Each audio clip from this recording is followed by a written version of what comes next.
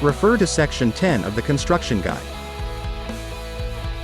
In this video we are going to set up and mount the handles on the face panels.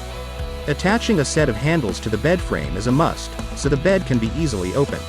The king-size Murphy bed is quite large, and a good set of handles is recommended for long-lasting operation.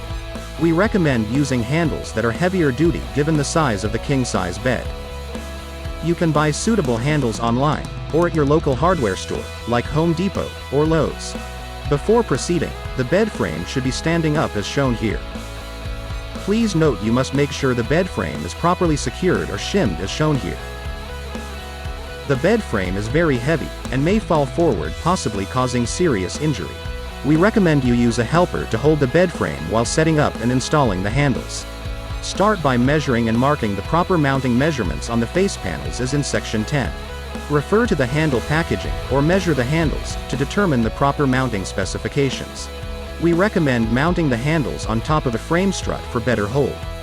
Mounting the handles on the plywood could result in the handles ripping through the material over time. Using washers with your handle bolts is highly recommended. We recommend mounting the handles anywhere from 20 to 24 inches down from the top of the bed frame.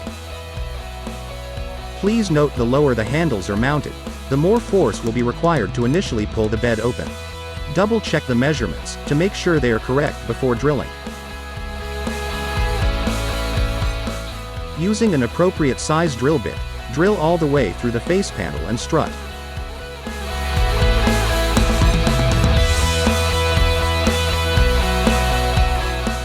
Proceed to mount the handles on the bed frame.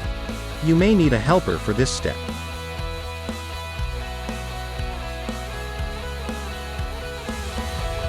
Make sure the handle bolts are properly tightened. Also make sure both handles are properly mounted and secured to the bed frame. The bed frame is now ready for the mattress supports.